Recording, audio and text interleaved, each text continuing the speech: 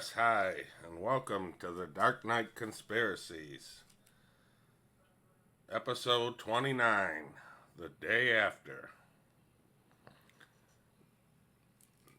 Now, in reference, for those of you that don't know, The Day After was a 1983 movie about what happened after there was a nuclear strike on U.S. soils.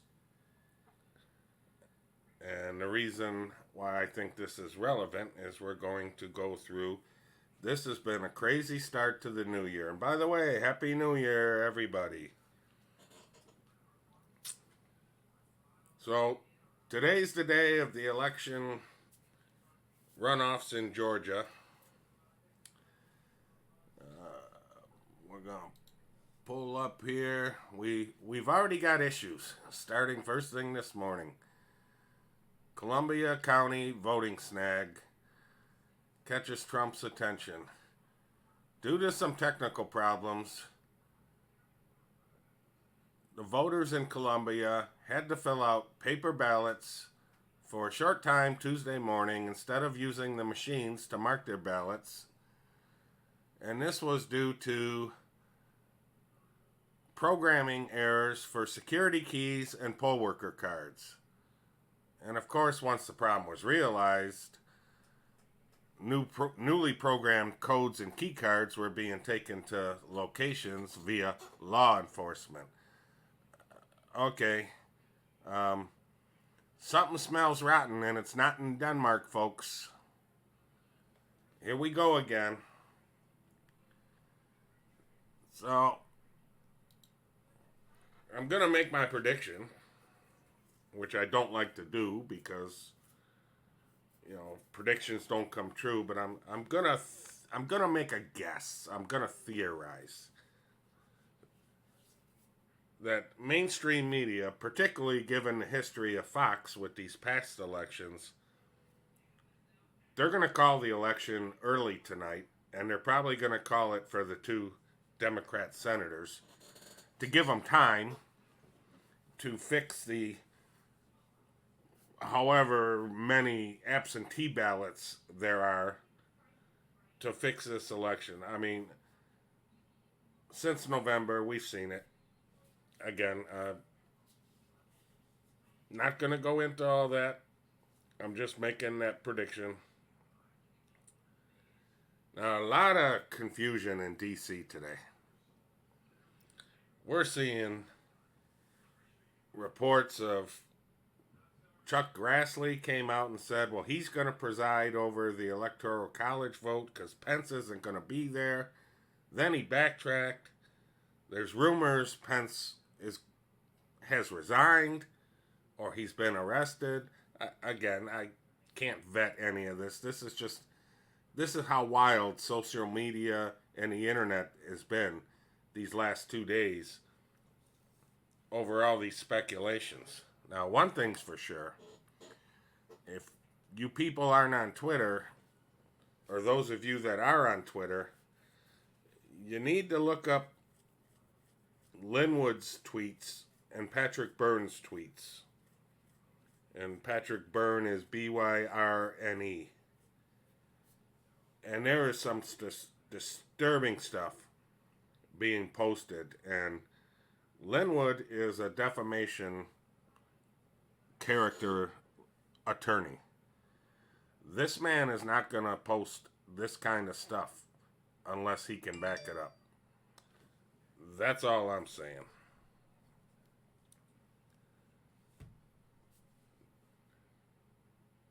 Now, for those of you in the camp of Pence is going to do the right thing, and those in the camp of Pence is going to do the wrong thing, or Congress is going to do the right thing, or Congress is going to do the wrong thing, anybody that's banking on anybody in Congress to do the right thing, you're fooling yourselves. I don't think we're going to see anything major or fantastic. I think we're going to see the same old first state's going to come up. You'll get a House member contest it. You'll get a senator to agree with it. Then they both go into their little rooms and debate, at which point we're being told by Donald Trump that all the evidence is going to be given to these members of Congress. Now, here's my take on this. We've been seeing this since November. The mainstream media, nothing to see here. Members of Congress, both parties, nothing to see here. There's no evidence. Yet there's tons and tons and tons of it. There's video. There's affidavits. I mean, you literally have got to be blind or lack common sense. I'm not trying to insult anybody, but, you know, people need to start waking up as to what's really going on here. And I'm not just talking Congress. I'm talking your local states, your local legislatures, branches of government, judges, Supreme Courts. Everything is corrupt. Everything. Now, Trump has called for a massive showing of people in D.C. A lot of people are saying this is inviting trouble, you're putting people in harm's way. My take is I don't think so. I think there's going to be some issues. We're seeing reports of certain groups are going to try and blend in with the crowd, which won't be hard because I'm guessing there's going to be at least, if not several 100,000, possibly 1 million people in D.C. tomorrow. Now, Trump will be speaking at 11 o'clock. And there's an interesting tweet going around about a Newsmax broadcast that was shown with the reporter on the White House lawn, and this tractor comes around the corner with what looks like a casket. Some are saying piles of lumber. Speculation is Trump was sending a message. I don't know. Nobody knows what to expect. One thing I do know, when everybody props themselves up to think that, okay, this is it, this is going to be the one, I caution you, don't expect anything major, but don't be surprised if it doesn't happen. Now, why I say that, since following Trump for 4 years, when he tweets something, it generally comes true. Maybe later on down the road. But when he says it's going to be a wild time tomorrow, I do believe that there's going to be a wild time. Now, Trump is speaking at 11 o'clock. The Senate and the House convene at 1 o'clock to start reading the Electoral College votes, which are sealed in envelopes. And again, there could be some surprises in the sealed envelopes. Nobody knows. Normally, nobody would watch this. It's just a formality. But somehow I have a feeling this is going to be must-watch TV tomorrow. Because I think all the stops are being called out.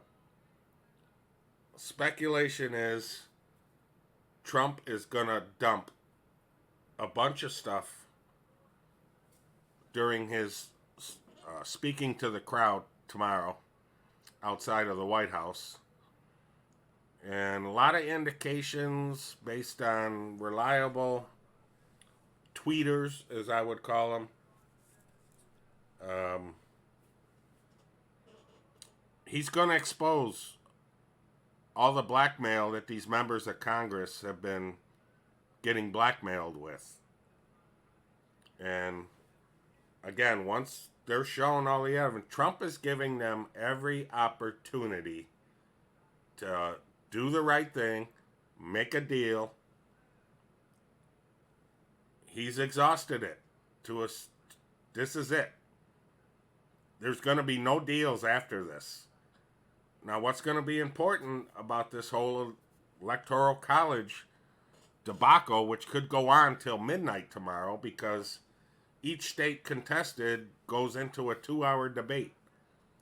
So there's, what, 6, 7 states? That's 12 hours just right there. So this is, unless they pull something fast, this isn't going to be over anytime soon. Now, depending on how this goes, and again, I don't see, regardless of what evidence is presented to these people, it's not going to matter. Because if it would have mattered, they would have seen this over the last couple of months and did something about it. They are so in a hurry to get Trump out of this White House, it isn't even funny. Now, what I think is interesting, and again, this is my take, these are opinions, not fact, of everything I've talked about on this episode. I'm not claiming anything other than use common sense.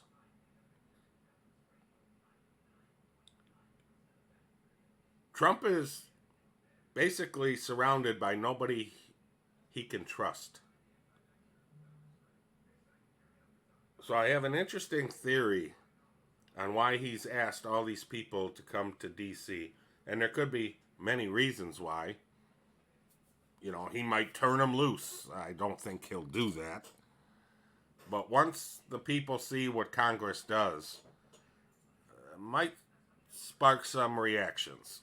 I don't know. We'll have to see. But the fact that Trump is surrounded by people he can't trust, my theory is, what if the purpose of having all these people there, and for some unknown reason, he uses the crowd as a means to leave everybody behind and get out of D.C.? Now, most people will say, well, why would you make a ridiculous statement like that? Well, first of all, we know he's got the Marines, and we know he's got Spec Ops, and we know he's got Space Force protecting him. The other branches of the government, not too convinced. My theory is a lot of these people in the crowd are actually going to be military people dressed in civilian clothing, and they will be used to extract the president so that he can get on Air Force One without taking Secret Service or Chief of Staff or anybody with him, other than, my guess is, he's going to have his people on that plane, one of them being General Flynn. Now, the reason I say that is I'm going to go to a couple of CUE posts, 500 and 501, and there's several others for those of you that know this board. These are dated 1/7/2018.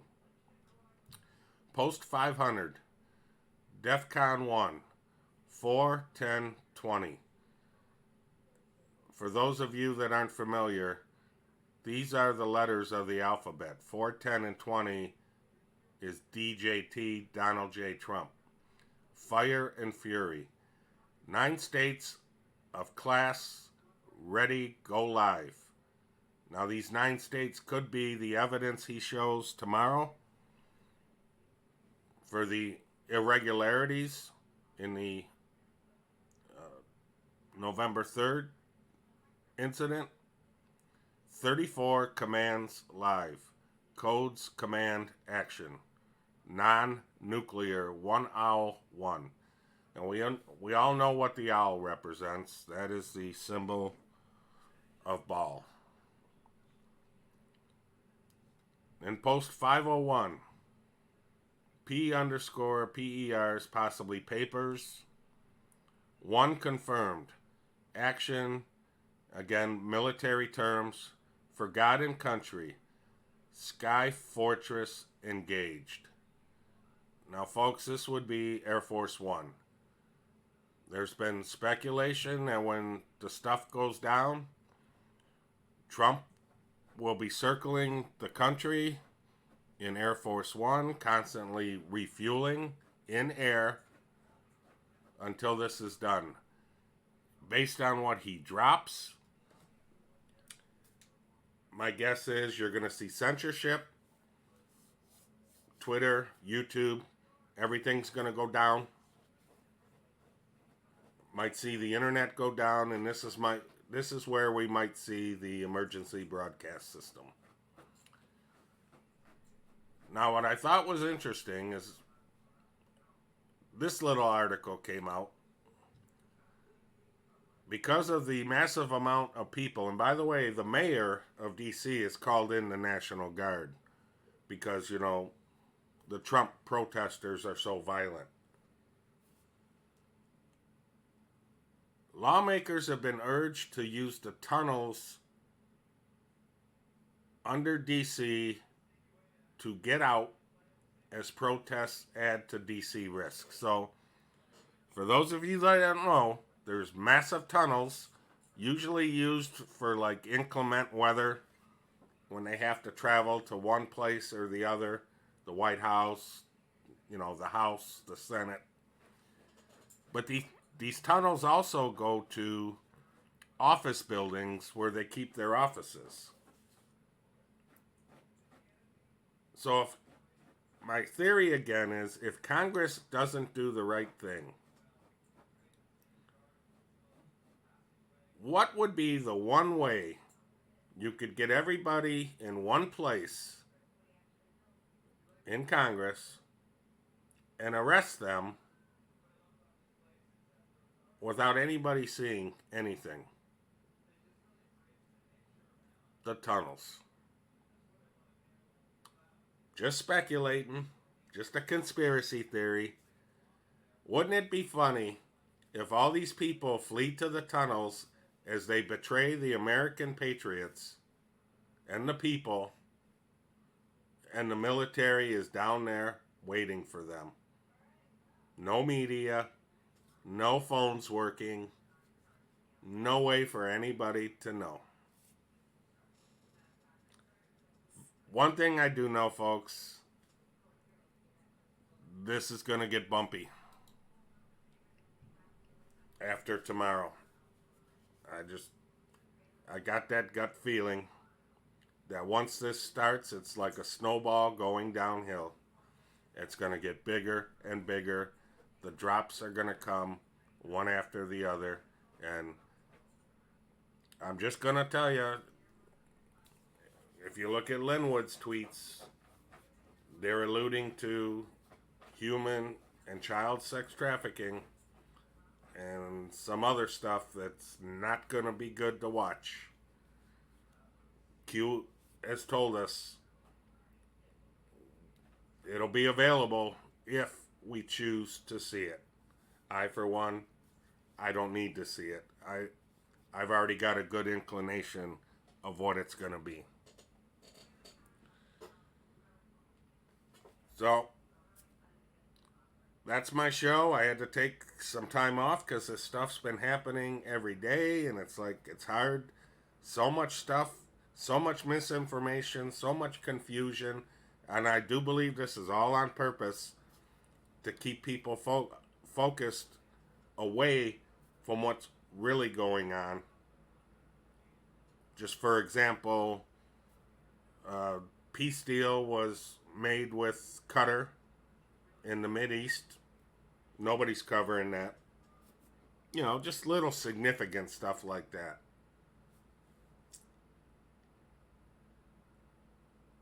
So with that being said, stay tuned. Stay strong, stay safe, stay vigilant. And until next time, same bat time, same bat channel. Good night, everybody.